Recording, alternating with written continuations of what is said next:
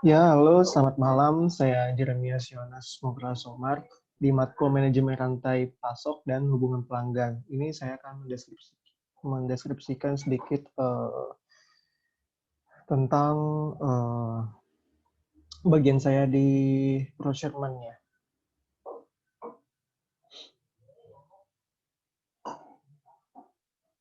Nah, ini ada ya kan bisnis saya ini apa mendistribusikan spare part sepeda motor, terus juga apa berada di Bandung segala macam dan nama tokonya itu Vin Spare Part Motor gitu kan.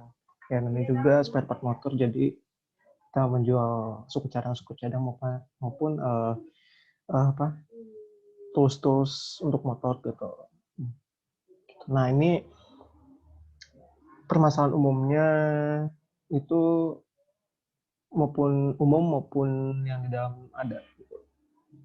Jadi dari target produksinya juga bukannya tidak tercapai tapi belum tercapai gitu soalnya kan apa kayak masalah schedule gitu produksinya juga berdasarkan waktu tertentu jadi kayak sesuai tipe order pelanggan dan permasalahannya juga itu kan apa terbilang ini masalah paling besar gitu yang dihadapi bagian produksi gitu karena bisa mempengaruhi profit perusahaan juga tuh ya seperti kenapa produksinya tidak tercapai itu kayak ini misalkan kayak apa ya mesin produksinya itu kayak terjadi kerusakan atau tidak bisa dioperasikan gitu saat lagi apa pengerjaan peracikan bahan baku lalu memprosesnya tiba-tiba ada kendala dengan mesinnya gitu error segala macam itu kan bisa dan juga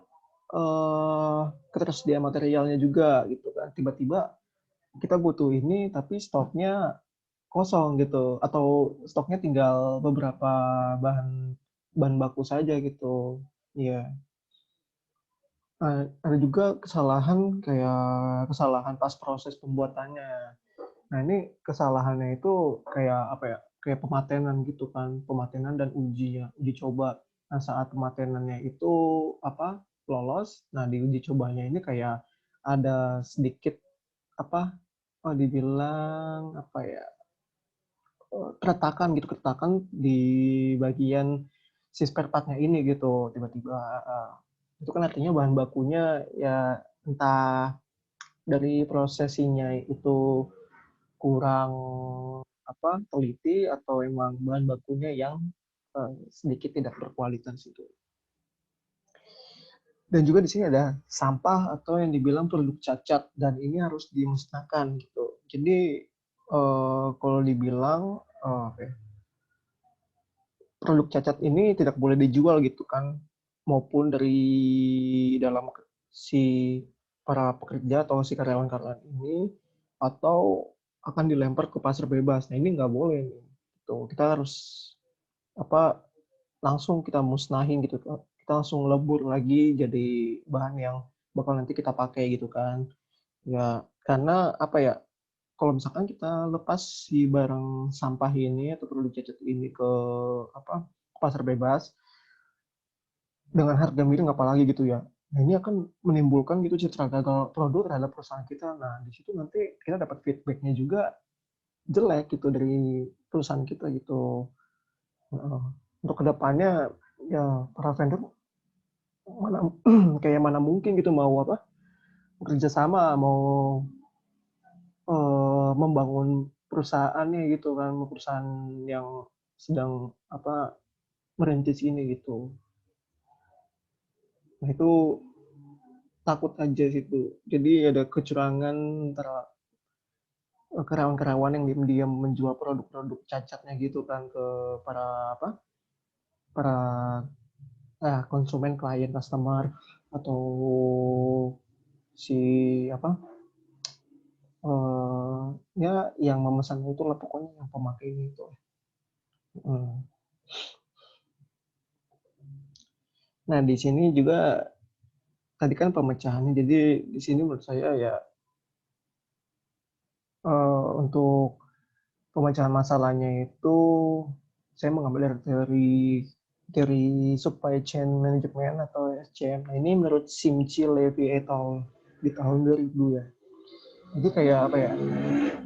Uh, kayak lebih menerapkan gitu supaya semua kayak supplier, pengusaha gudang dan tempat penyimpanan itu akan diintegrasikan secara efisien sehingga ya produk yang dihasilkan itu dapat didistribusikan dengan kualitas yang bagus gitu, lokasinya juga dan penempatan waktunya yang ya cukup terbilang bagus-bagus aja gitu, yang baik gitu. Dan saya juga mengambil teori dari, bukan teori sih sebenarnya, metode arus barang gitu. Ya menurut saya karena saya bagian procurement itu berarti kan dari dari pemasukan barang sampai barang barang proses sampai barang jadi sampai ke tangan pelanggan kan ya harus butuh arus barangnya gitu kan. Jadi saya mengambil metode gitu. Jadi metode ini tuh kayak apa ya? Dibilang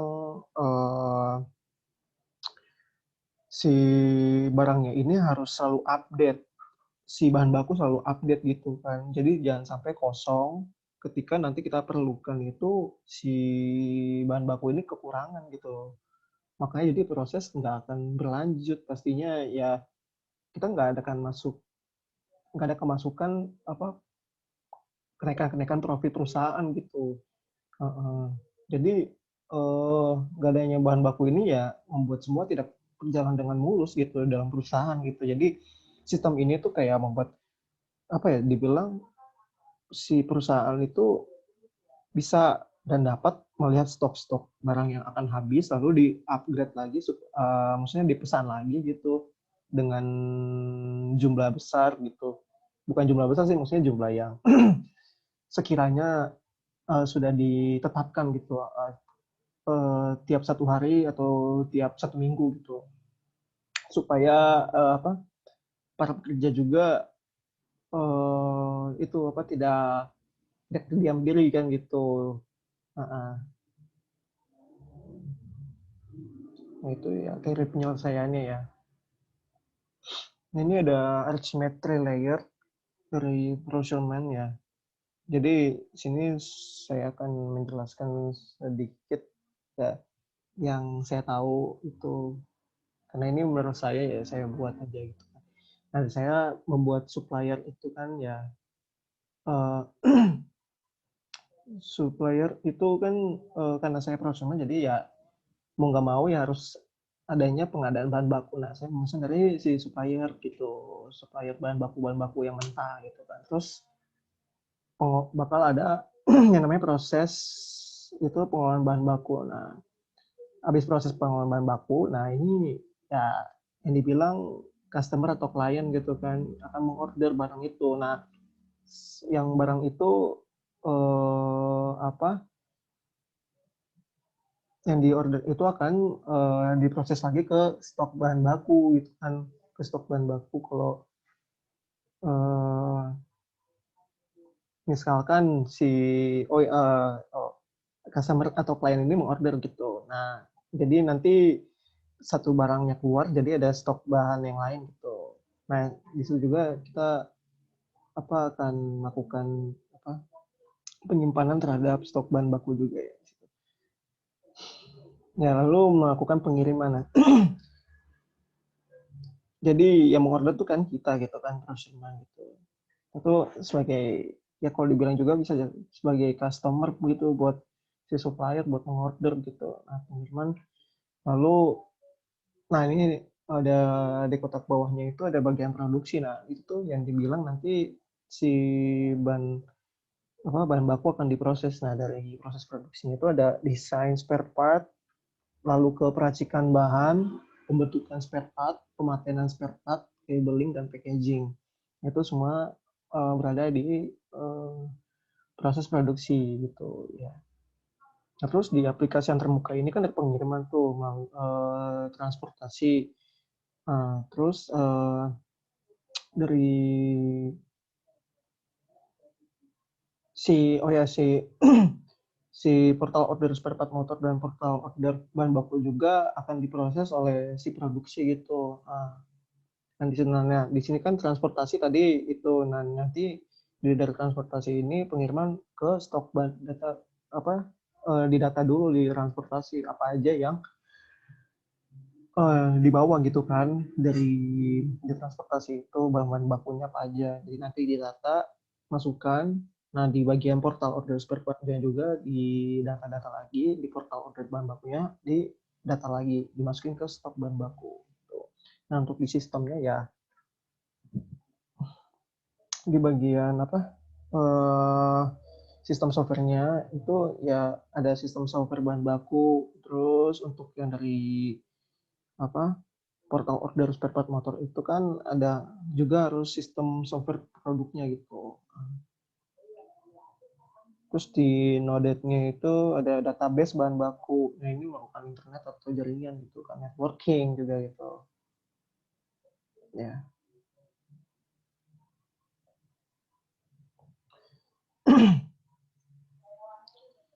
Nah back office dan front office ya di sini saya akan jelaskan juga sedikit ya tentang back office dan front office. Jadi dari database ini itu nah dari tabel pegawai. Jadi di sini tabel pegawai itu dibilang back office-nya sih. Jadi untuk yang front office-nya tuh eh apa? Oh, oh, oke oke oke. Jadi di sini bagian apa? Tabel pegawai ke tabel pelanggan itu kayak apa front front office gitu kan. Habis itu si pelanggan ini mau ngirim melalui tabel penjualan gitu. Ya,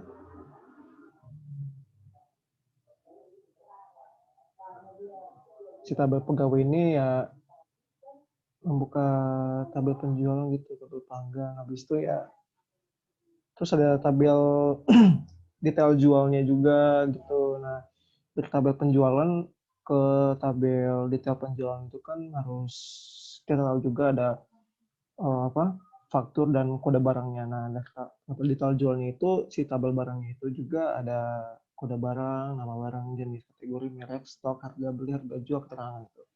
Dari tabel detail barang keluar gitu. Nah, ini juga apa untuk apa ya dibilang proses apa barang-barang yang keluar gitu dicatat. Nah, yang nomor keluar kode barangnya apa aja gitu, stok quantity, stok akhir, itu juga yang sudah keluar tuh barangnya di kita itu lagi dicatat lagi itu tanggal dan totalnya ya yang keluar tuh barangnya apa aja. Nah itu di dan juga ada tabel barang masuknya juga ya seperti nomor masuk barang tersebut, kode barangnya itu juga stok awal, quantity masuk, stok akhir, terus juga tabel barang masuk juga ya ada nomor masuk, tanggal masuk dan total masuk itu. Jadi apa ya menurut saya ya yang back office ini kayak apa ya kayak dia tuh lebih ke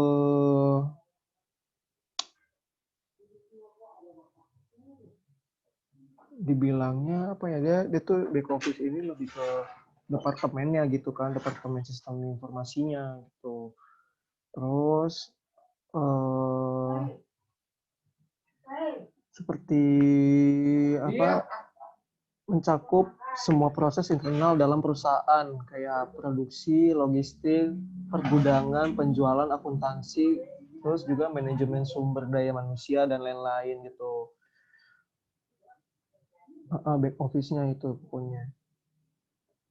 Pokoknya yang kayak bagian proses-proses gitu dah, proses di dalam perusahaannya gitu. Kalau back office, kalau untuk front office ya lebih ke apa ya? Kayak dia tuh kayak lebih memiliki kontak langsung dengan si pelanggan gitu, si customer. Jadi kayak si di tabel ini si pegawai apa membuka penjualan gitu. Nah, si pelanggan langsung eh dibilang apa membeli barang itu di tabel penjualan. Nah, itu nanti si pelanggan masukin kode kode pelanggannya dia gitu. Nah, apa yang mau dipesan gitu. Jadi kode barangnya apa, dan di situ ada pencatatan fakturnya juga. Tuh. Ya, apa yang mau dipesan gitu. Nanti di situ akan diproses gitu oleh si front office. Nanti si front office akan membawa ke back office-nya. Seenggaknya kan di back office itu harus terdengar apa tuh mas, apa yang dipesan sama pelanggan gitu. Jadi akan tahu, oh si pelanggan mau ini. Jadi nah langsung si dari produksi si desain ini melakukan apa pendesainan gitu, langsung melakukan ya semua proses-proses produksi langsung dikirim ke pelanggan nanti. Nah dikirim oleh pelanggan nanti, nah itu bagian si pengiriman gitu. Nah itu nanti si pengiriman itu langsung ke tangan pelanggan, itu dibilang front office juga. Gitu. Begitu kalau menurut saya.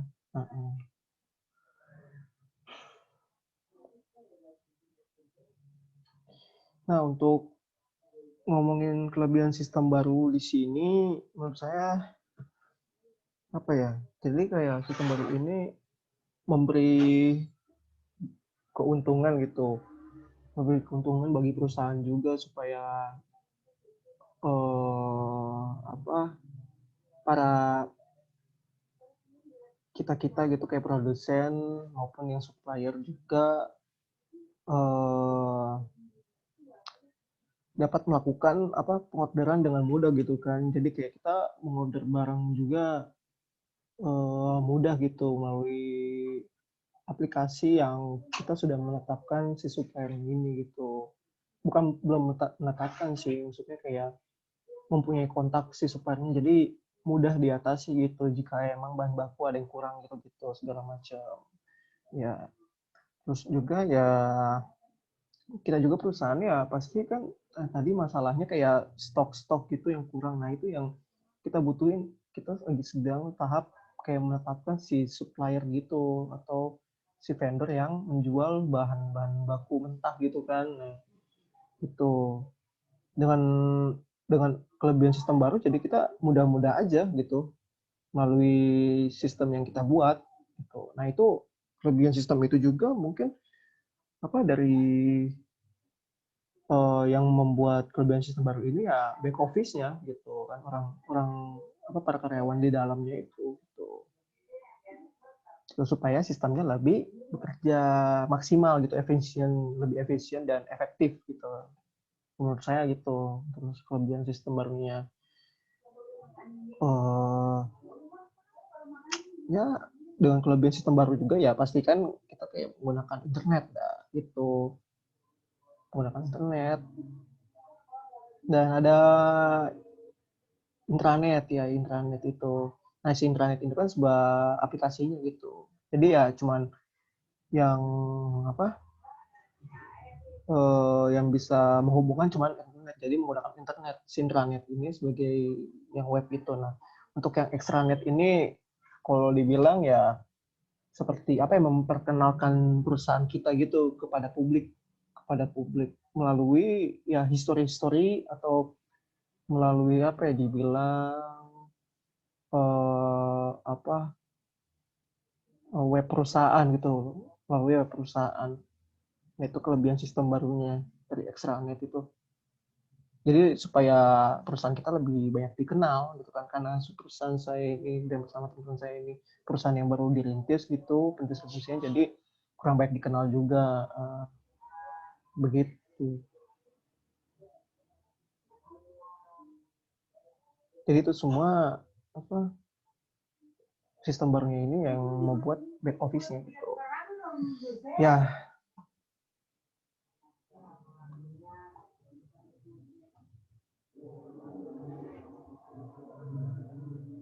ya begitu menurut saya, pendapat saya di apa rantai manajemen rantai pasok dan hubungan pelanggan ya. Tuh, eh,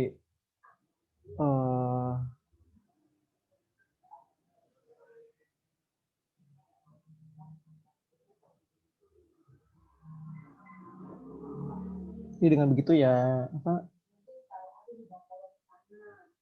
kita menggunakan sistem baru itu lebih apa ya, lebih cepat aja. Bekerja juga lebih efisiensi dan efektif menurut saya gitu.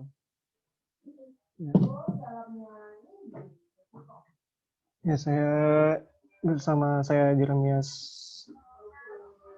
Sekian presentasi saya, jika ada salah-salah kata mohon dimaafkan. Terima kasih.